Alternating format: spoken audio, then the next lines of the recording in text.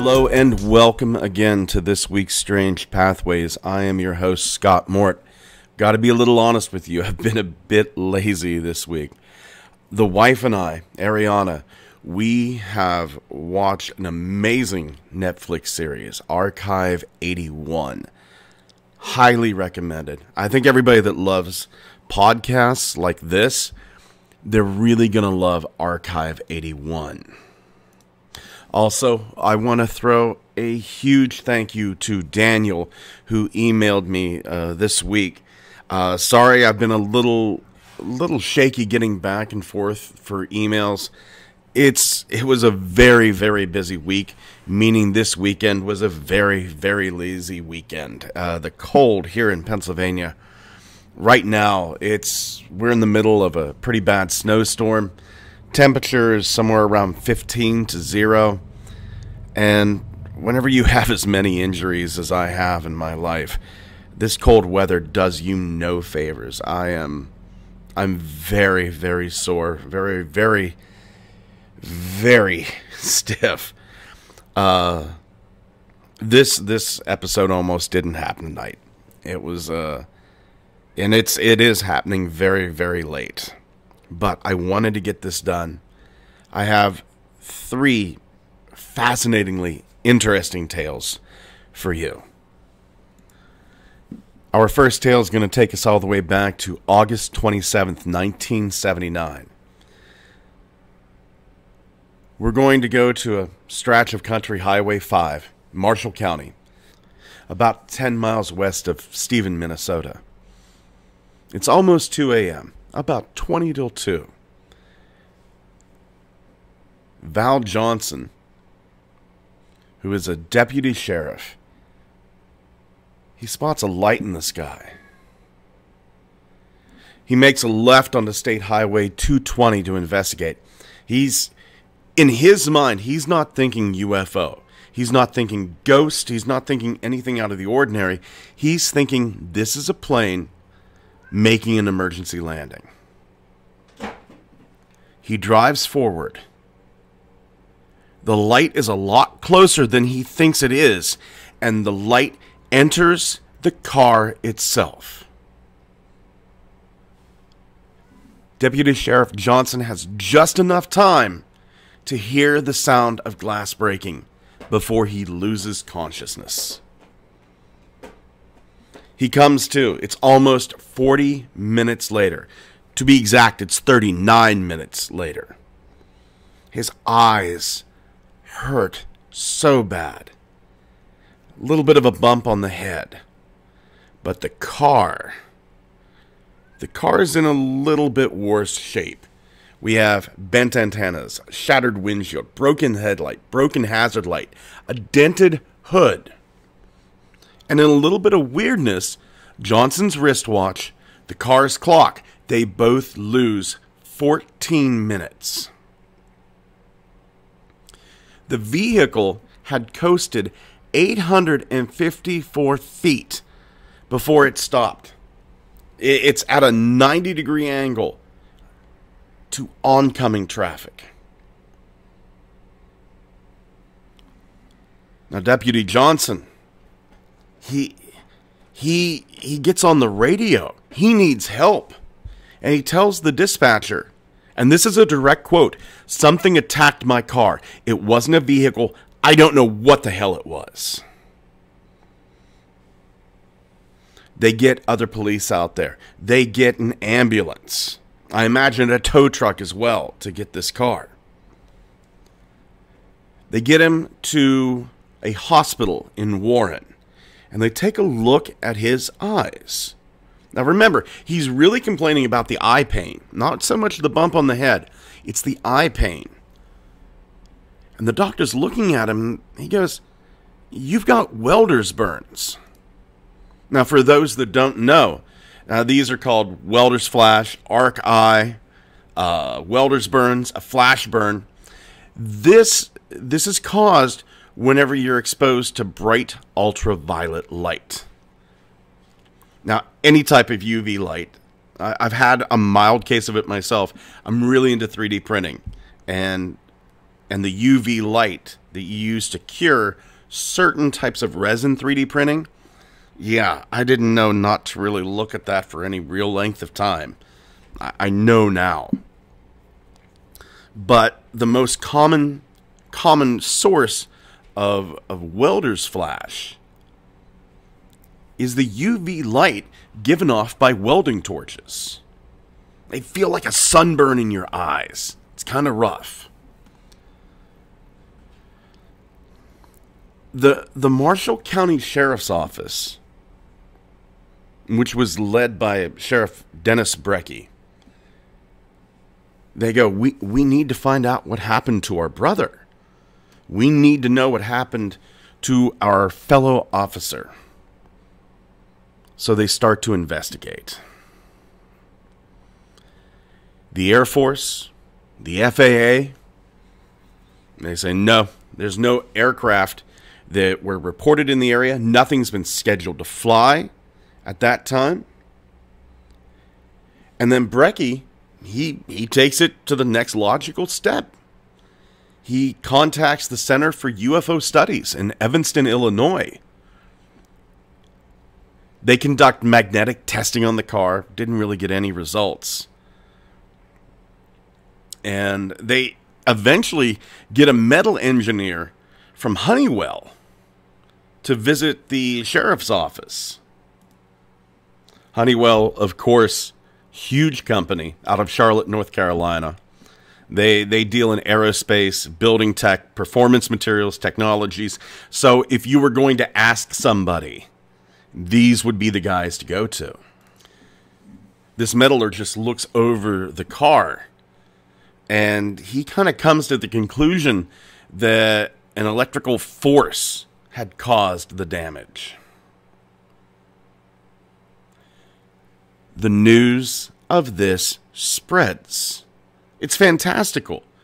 You have a UFO sighting that leaves behind real, measurable, physical evidence. Brecky's office, Johnson home gets call after call after call. A lot of them were sharing their personal UFO stories. They just wanted to talk to somebody who would believe them. Val Johnson himself, he appears on Good Morning America. He appears on radio shows all over the country. And as we see over and over and over again, this gets close to ruining his life. It becomes a huge cross for them to bear. Roseanne Johnson, Val Johnson's wife, said that it completely, this is her words, completely disrupted our family organization. We have a baby, and that takes time. We have one to get off to school, and the phone keeps ringing. And it got bad enough that they moved to Eau Claire, Wisconsin.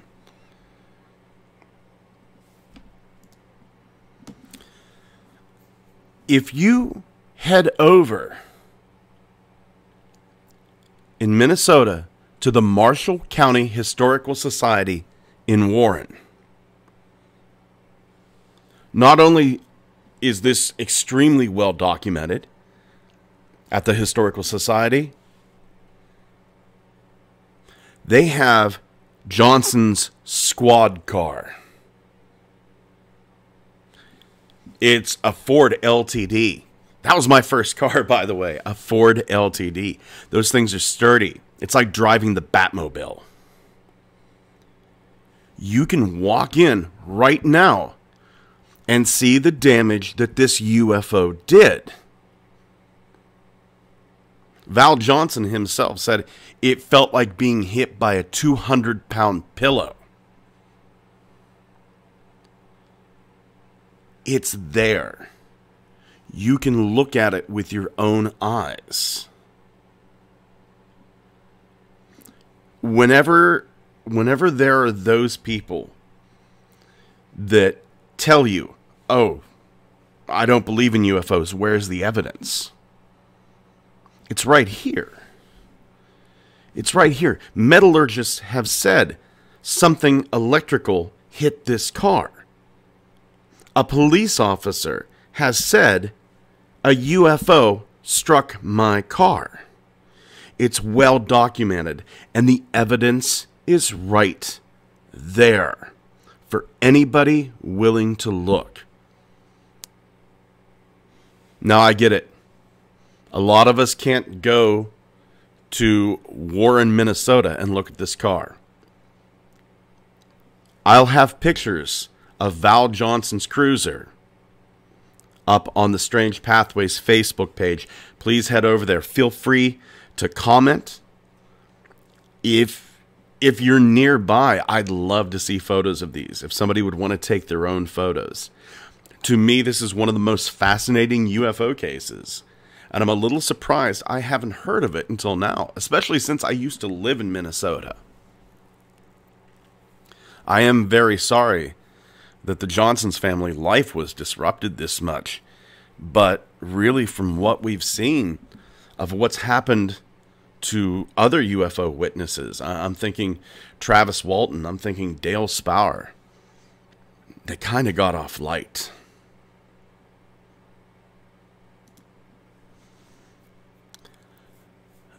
I've got a little something to confess. I've got a weird belief. Even weird for somebody who believes in some of the stuff I believe. I believe that tornadoes hold some sort of intelligence. I lived in Salisbury in 1998 whenever the tornadoes ripped through there. And it was odd. It was odd. We had one tornado on Sunday, May 31st of 1998. 2 days later, June 2nd, two more tornadoes hit. And it was creepy. For anybody that was willing to look at it, it was creepy. Because these two tornadoes only hit things that the first tornado missed. I found that incredibly odd, even then. My mother, she had some flowers, like marigolds, gladiolas, something like that. She had some flowers in the front lawn, and they were still in the plastic trays. She was going to plant them around this tree in her flower bed. The tornado took that tree, snapped it, this huge maple tree in my mother's front lawn, snapped that tree, crushed the van. The only vehicle we didn't have collision on. It snapped that tree like it was nothing. The flowers remained at the base of that tree. The plastic trays they were in did not. The tornado, the winds from this tornado, picked up those flowers, pulled them out of the plastic trays,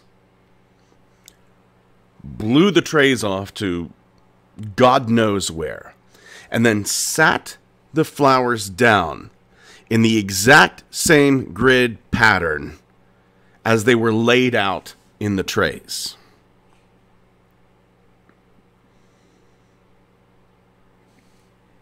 That's a sign of intelligence. I have to believe that there is some sort of intelligence. Now, I tell you that tale to preface this one.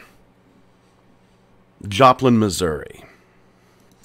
May 22nd, 2011. An absolutely devastating F5 rated multiple vortex tornado. Kills 158 people. There are another 8 deaths that are indirect. 1,150 others injured. Damages totaling $2.8 billion. That's with a B. Billion dollars. Now, after these tornadoes happen, a lot of people do try to understand them. Some of them vent that in one way or another. Some people talk to friends. Other people collect stories. For example, the Salisbury Tornado. It gave birth to quite an interesting book by Floyd and Molly Yoder called Tornadoes, not in the mountains of Somerset County. Marta Churchwell in Joplin, though, this former newspaper reporter, she started to collect these stories. But then she starts to hear about something repetitive, something interesting, something strange. She gets one story where a mother and daughter run from their vehicle. The tornado's getting near them. The girl is 3-4 years old, and they have no time to reach the house. So the mother and daughter hit the ground. The mother, being a good mother, covers her child. The mother's watching as the winds hurtle debris, and then a car is lifted up and thrown towards them. She closes her eyes. She waits. The car is going to hit her. It's going to kill her. She can only hope that she saves her daughter. But then nothing happens. She waits for the impact and waits and waits and waits. Nothing happened. The mother's stunned. And the daughter looks at her and goes, "Weren't they pretty? Didn't you see the butterfly people?"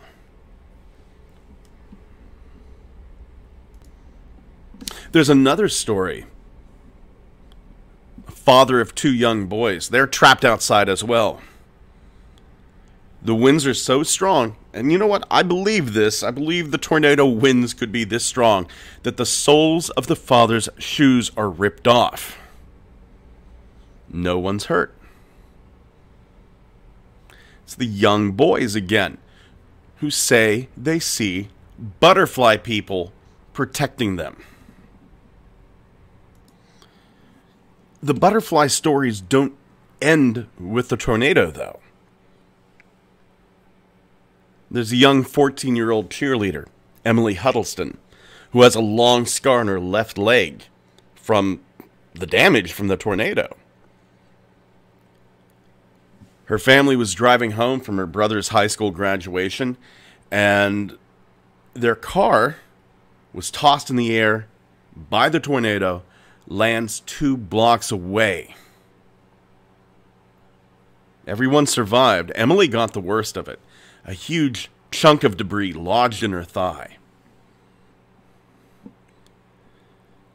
About 2 months after the tornado, and she's gone through a really rough recuperation time. A wheelchair to walk her, to finally walking on her own. House is gone. The trees are gone. It's about 2 months after the tornado.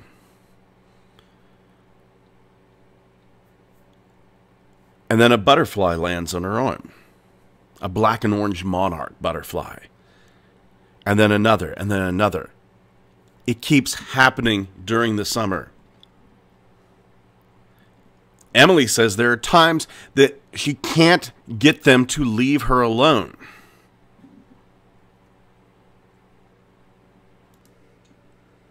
Time after time, story after story. Survivors saying they saw butterfly people protecting them. Some witnesses, who rightfully want to stay anonymous, gave the description that they were 7-8 feet tall. They were kind of insect-like. They had wingspan of around 14 feet, at least twice as wide as they were tall. They seemed to give off lights, and they would appear and disappear in the blink of an eye. This same witness said he saw a UFO a few days before the event, before the tornado, and a few days after the tornado. I'm sure you're thinking it. I know I'm thinking it. Are these Mothmen? Maybe we've got it all wrong. Maybe the Mothmen aren't harbingers of doom. Maybe they are there trying to save as many people as they can. You have like the one witness in West Virginia who dreamt that the Mothmen were messing with the Silver Bridge days before it collapsed.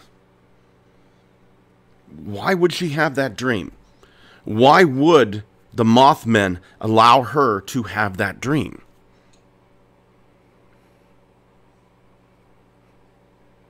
You get a lot of Mothman sightings in Chicago. And for a while, I kind of wondered what was going to happen in Chicago. Was there going to be a disaster the same way there was in Joplin, the same way there was in New York City?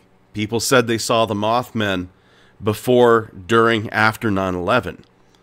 There are tales, I don't know if I believe them, but tales of Mothmen called the Raven of Chernobyl, who appeared before the Chernobyl accident in the 80s.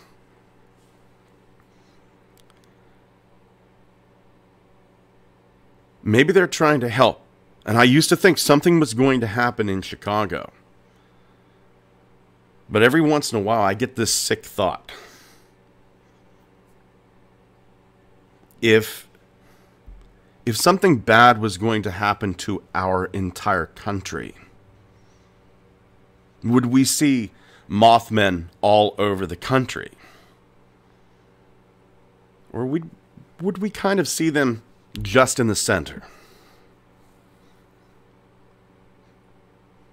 Would we see them around Chicago? I don't think any of my previous stories get as much play. I don't get more emails. I don't get more comments about anything I've done more than Sam the Sandown Clown. And I think that's because Sam is just a friendly sort of chap, isn't he? But one of the listeners of Strange Pathways threw my attention over to the Muppet Clown. I could not find a lot, but what I did find was fascinating. Everything that I'm getting is coming from obscureandlegend.fandom.com and from the website unexplainedmysteries.com. Now, he is named. The person who had these encounters is named as one Anthony Dodds. But on the original post that happened 7 years ago, the author goes by the username Go Play on a Highway. Now, Go Play on a Highway, Anthony, we're going to call him Anthony. He says he has an active imagination as a kid. He had imaginary friends that he would talk to. Didn't matter if somebody else was there or not. This isn't just something he does by himself. This is something he would do in the presence of others.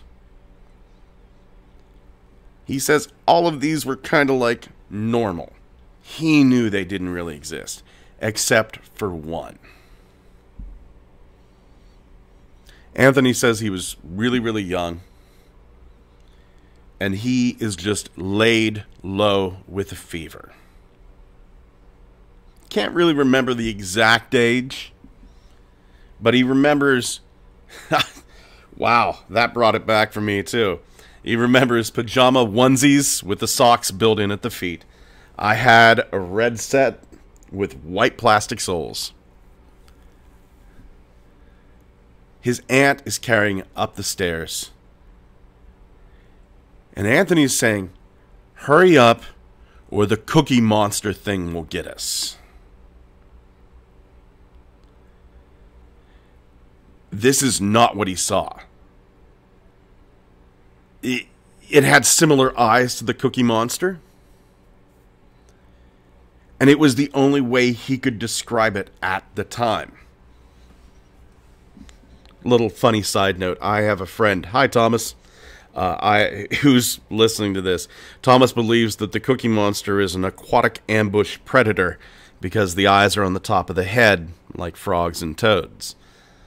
I have a big batch of interesting friends.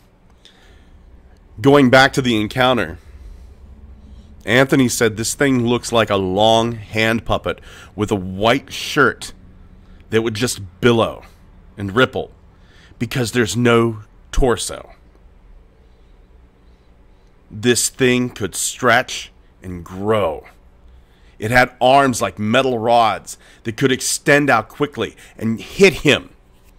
He said it was like a snake bite, and that it would always slap him open palm with 2 fingers. These hands had white gloves. He said just like Bugs Bunny had. The head perfectly rounded like a beach ball. It had curly hair, but the hair would sometimes be blue, sometimes be orange, sometimes he'd see it change from orange to blue. White painted face, a mouth that would twist and contort just as it would hit him. The eyes bulged out of the head, and just like Cookie Monsters, they were googly eyes.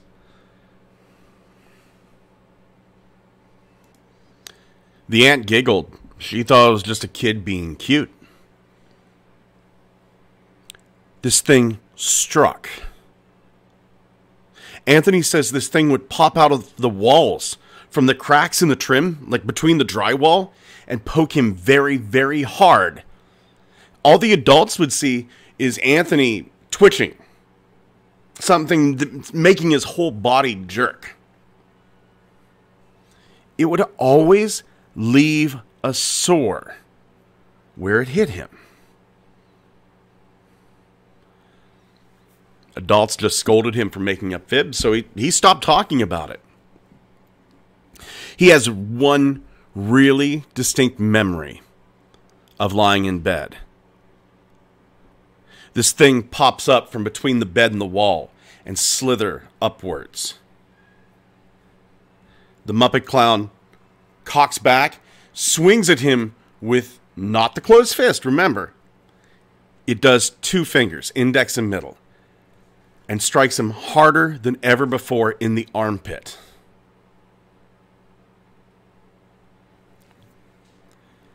His aunt is there. She was about 20 feet away at the time, blow drying her hair.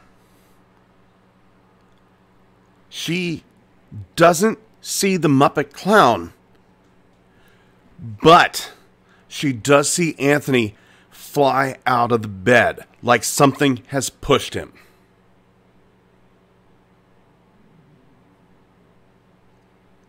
Anthony gets a bit older. The Muppet Clown ceases, except in the dreamscape. He would have recurring nightmares about this. Anthony says that it would always take place in the second-story bedroom where he was, and always end the same way. He would look up at the room window from his lawn below, and he'd see the Muppet Clown staring back at him from the window. Not really angry that Anthony had escaped, but confident it would get him the next time.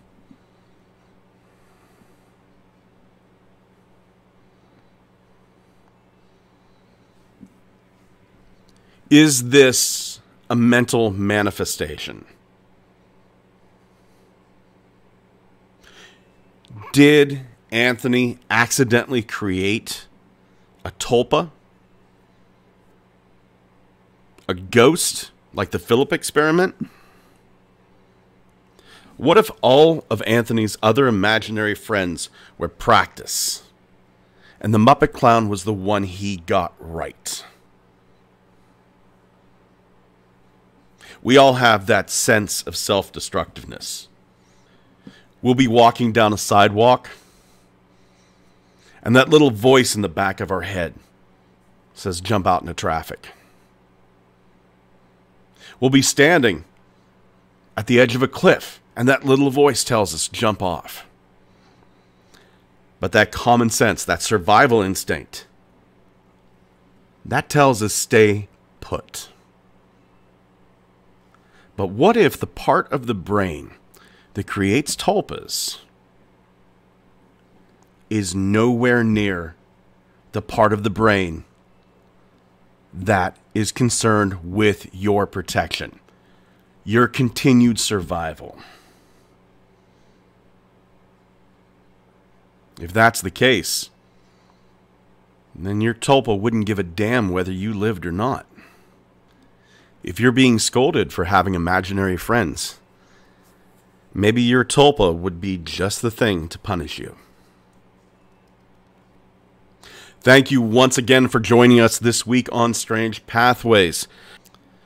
Please head on over to the Facebook page. We're going to have just a boatload of photos concerning this week's tales.